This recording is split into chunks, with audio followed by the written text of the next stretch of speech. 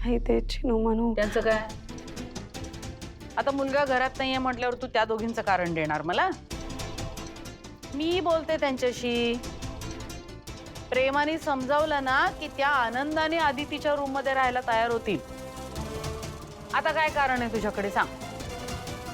शेवटचं सांगते, मला लवकरात लवकर तुमच्याकडून गुड न्यूज हवी आहे. हो आई. आता लवकरात लवकर तयार व्हा. किती वाजलेत बघितलंय ना? आजपासून नाश्ता तू करायचा आहेस. हो आई. नुसतं हो आई नाही ग, हालचाल पण करा.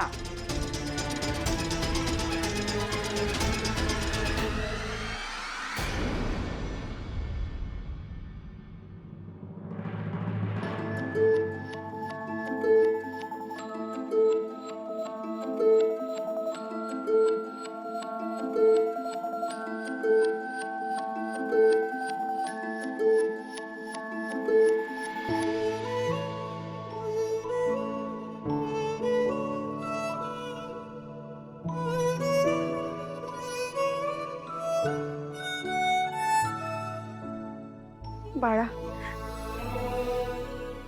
कसा आहेस रे तू? तुला झोप लागली असेल ना नीट?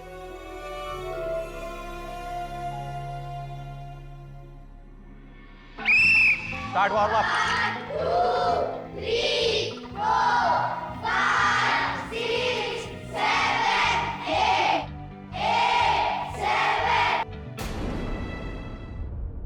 उशीर का झाला यायला?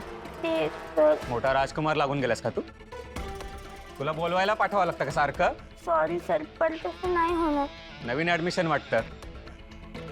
स्टुडंट नवीन असो की जुना, लेट आल्यावर शिक्षाही होणारच. तुला 7 मिनिटं उशीर झाला यायला. आता 7 मिनिटं अंगठे धरून उभं राहायचं. चल उभा राहा. उभा राहा.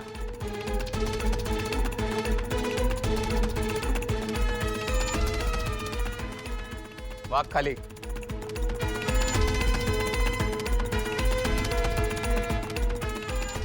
नीट वाक. वाक. सायलेन्स. उठ. उठून उभा राहा.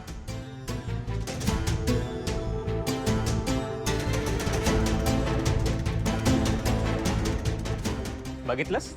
फिटनेस नसलं की असं होतं. साधे अंगठे पकडता येत नाही. आत्ताच अशी अवस्था आहे, मोठं झाल्यावर काय होणार आहे? एक गोष्ट कायम लक्षात ठेवायची, आपल्यासाठी फिटनेस आणि हेल्थ ही प्रायोरिटी असली पाहिजे. तरच आपलं आयुष्य चांगलं घडेल. कारण हेल्थ इज बरोबर. तुला अंगठे पकडता येत नाही ना? मग 7 मिनिटं ग्राउंडवर न थांबता धावायचं. लगेच start. Warm up start.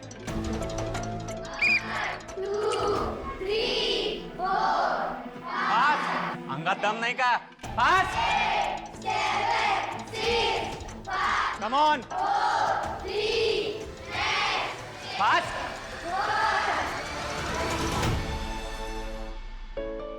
Good morning. Good morning वहिनी. सॉरी, मला जरा उठायला उशीर झाला. अगं ठीक आहे ग, लांबचा प्रवास झाला होता ना तुझा. जरा अजून जास्त वेळ झोपली असती तरी चाललं असतं. नाही मी ठीक आहे वहिनी. बरं जा, तू चहाचं बघ, मी पोहे करते.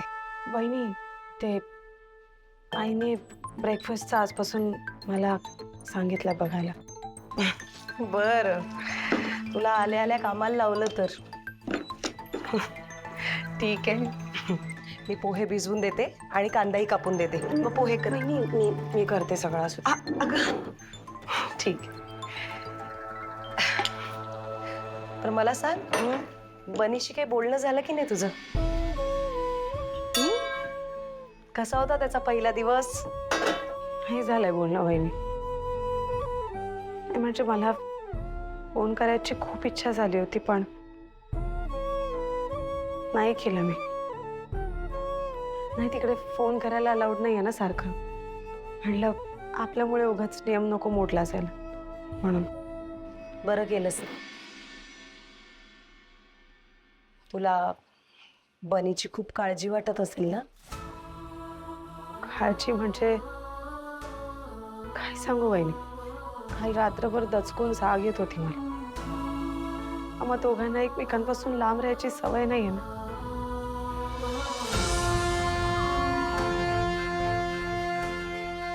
अगं वसू, असं काय करते? आपल्यालाच त्याची इतकी आठवण येते, त्याला पण आपली आठवण येतच असेल की.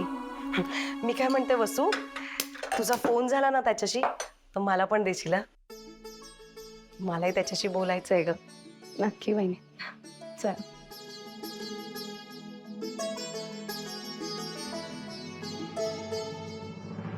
सांग ना मला, का अंधारात ठेवलंस आम्हाला? भास्कर शांत हो, काय? ओ बाबा, कसा शांत राहू? याने फसवलंय आपल्याला. दादा वाटेल ते आरोप करू नकोसा माझ्यावर. तुला फायदा दिसत नाही याच्यात. अरे तुला यातला तोटा दिसतोय का? त्याच्याकडे का कानाडोळा करतोयस तू? अरे भास्कर, काय झालं? बाहेरपर्यंत आवाज येतोय तुझा आणि आपल्या घरामध्ये असं आवाज चढवून बोलायचं कारण काय? अहो तुम्ही पण बोलत नाही आहात काही त्यांना. का मला कळेल तर मी बोलीन ना. मला पण माहित नाही ते कशावर म्हणतायत. आता सांगणार आहे का कुणी काय झालं ते? बिझनेस एक्सपॅन्ड करण्याचा विचार माझा खूप आधीपासून चाललाय. हे काय एका रात्रीत अचानक माझ्या डोक्यात नाही आलंय. किती दिवस आपण दुसऱ्यांच्या जागांवर इव्हेंट करत राहायचे आपले, आणि दुसऱ्यांची जागा म्हणजे त्यांची मर्जी पण राखायची. मग संस्कृती इव्हेंटची स्वतःची जागा का नसावी? हो, काय चुकीचं बोलतोय हा? खरं तर आहे. अगं पण आई, त्यासाठी हा मुंबईत मोठी जागा विकत घ्यायला निघालाय. अव्वाचा सभा किती कर्ज काढावं लागेल माहितीये का याला? मोठी जागा घ्यायचं म्हणतोय, आणि सध्या आपल्या कंपनीला इतकं मोठं कर्ज परवडणं शक्य नाहीये. हे घर आणि असले नसलेली सगळी प्रॉपर्टी गहाण ठेवावी लागणार आहे. हो, पण दादा मोठी रिस्क घेतल्याशिवाय मोठा फायदा होतच नाही ना. आणि मी हे सगळं काहीतरी विचार करूनच बोलतोय ना. काय चुकलं माझं? काय चुकलं? तू आम्हाला कोणालाही न विचारता, विश्वासात न घेता एकट्याने लोन अप्लाय करून बसलायस. तुम्ही विचार केलाय, जर हे कर्ज आपण फेडू शकलो नाही तर? आपल्याला जितका बिझनेस अपेक्षित आहे तितका मिळाला नाही तर? आकाश, हातचं सोडून पळताच्या मागे लागणं हा मूर्खपणा आहे. दादा, दरवेळी ना एवढं निगेटिव्ह विचार करायची काय गरज नाही. जरा मोठी स्वप्न बघत जा. हे बाबा, मला आहे ना माफ कर. मला तुझ्यासारखे हवेत मनोरे बांधता नाही येत. माझे पाय जमिनीवर आहेत ना, जमिनीवरच राहू देत. मला हा तुझा निर्णय पटलेला नाहीये, आणि तुझ्या या अविचारी निर्णयासाठी मी आपल्या संपूर्ण कुटुंबाचं भवितव्य पणाला लावणार नाही.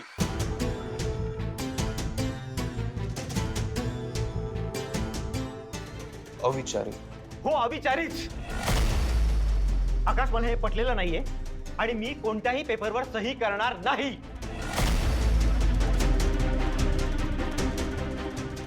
आणि हे माझं फायनल आहे. अहो अहो ऐका ना.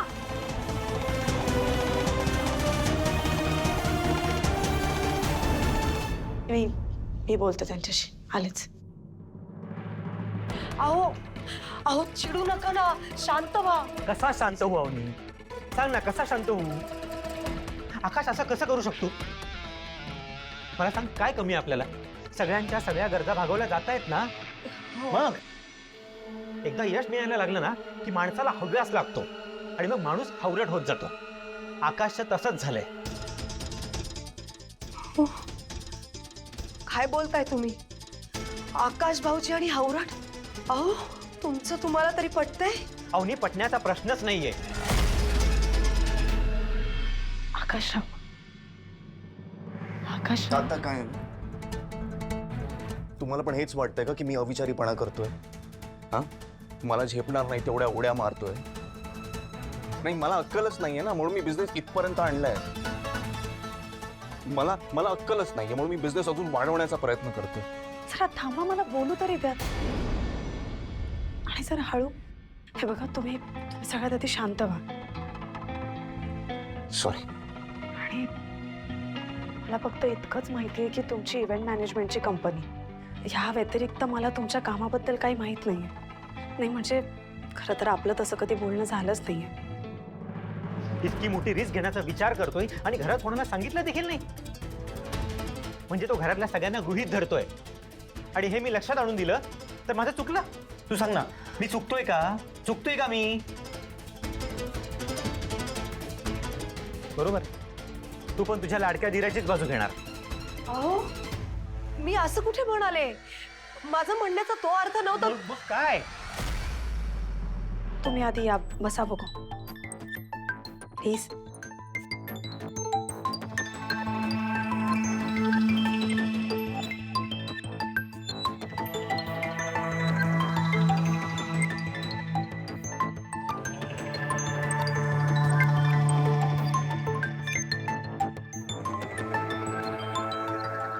आता नक्की तुम्ही काय काम करता?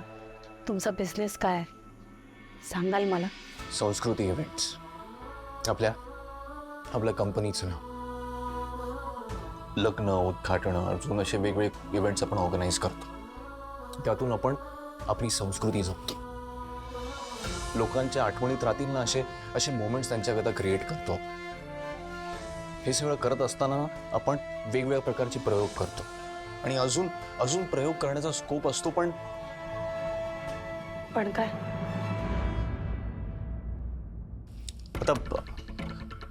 आता समजा ना,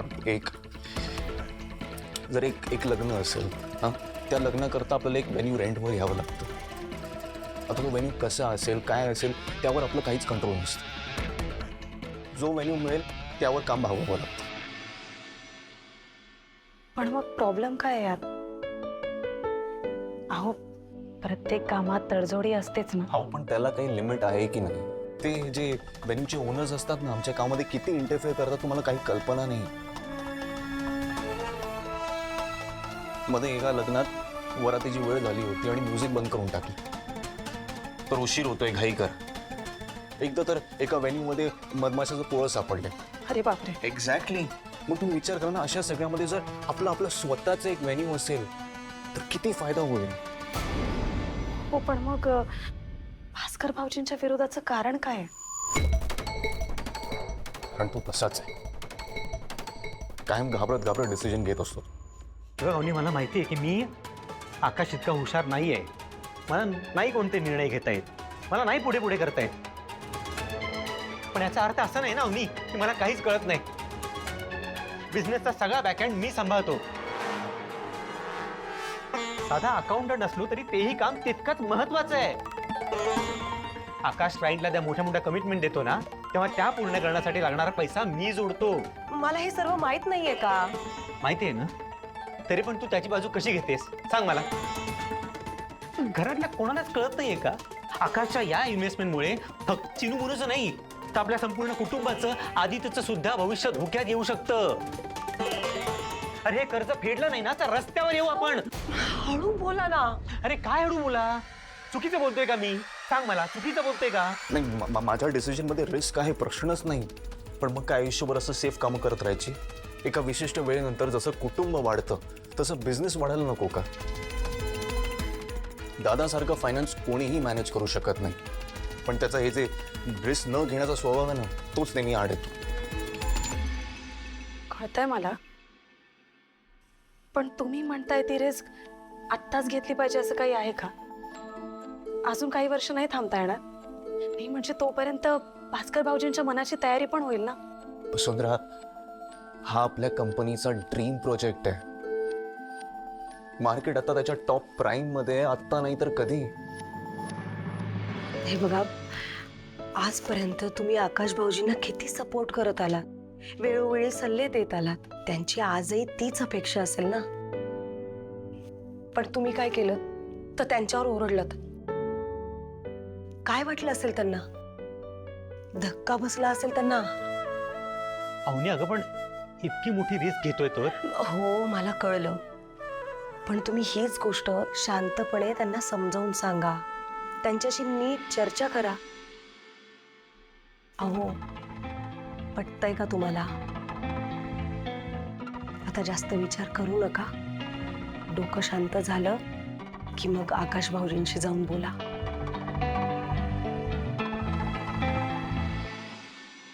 आपली मुलं मोठी होतात आता, त्यांच्या गरजा वाढतायत.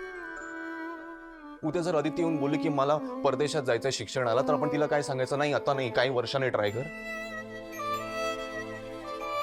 चेनू मनू बनीची फीस किती आहे तुम्हाला चांगलं माहिती आहे. आपलं आपलं पूर्ण कुटुंब या या या या बिझनेसवर अवलंबून आहे. आणि या सगळ्यामध्ये बिझनेस न वाढवणं हे प्रॅक्टिकल नाही. येते माझ्या लक्षात. पण मग हीच गोष्ट जी तुम्ही मला इतकी छान समजावून सांगितलीत ती त्यांना पण समजवा. ते नक्की सपोर्ट करतील तुम्हाला. करतील. मी म्हणते ना, मला खात्री आहे. आणि मी आहे ना तुमच्या बरोबर. अपूर्ण तू तरी पूर्ण भासायचे जरासे हसून आसवाना पुसू असे भान राखायचे. शोधूया नव्या खुणा कर्तव्य आहे पुन्हा.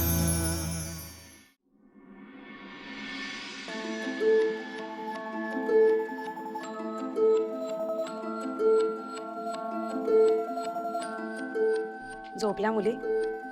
हो, थँक्यू. शांतपणे माझं बोलणं ऐकलं त्याबद्दल रिअली थँक्यू. हो, इट्स ओके. एनिवेज उशीर झालाय खूप. आपण पण झोपूयात आता.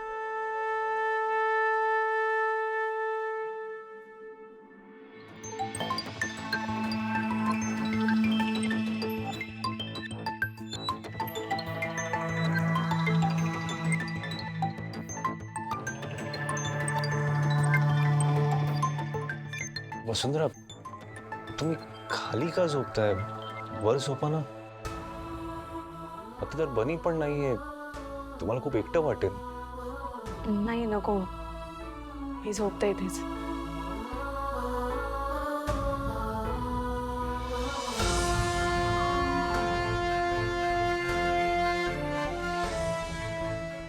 Good night. Good night.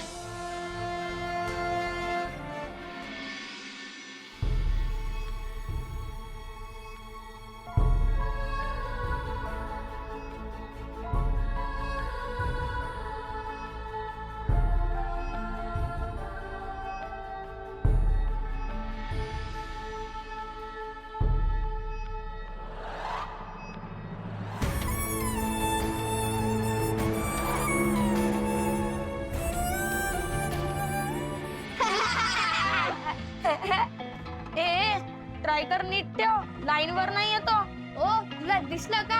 मला वाटतं तुला दिसणारच नाही. नीट खेच. ये क्वीन जीपीची ओरड, नाहीतर लीना मॅडम येतील. लीना मॅडम येतील आणि बोलतील, तुम्हाला कळत नाही का रे? फक्त संडेला गेम्स. नियम पाळता येत नाहीत तुम्हाला. आता मला खूप झोप आली. मी झोपायला जातो. हा, स्वतःची राणी झाली म्हणून काय झोपायला चालला? मी जिंकलोय लुजर. तुम्ही लोक खेळात बसा. Good night. आता काय करायचं?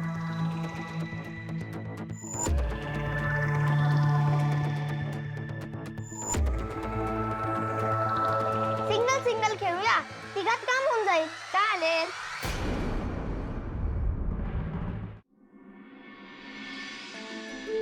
अगं बाई, तू लागलीस का मला? सॉरी, मलाच उशीर झाला आज उठायला. वैरी, इट्स ओके. होतच आलंय सगळं. मी चहा करायला घेते. वहिनी, भास्कर भाऊजी कसे आहेत?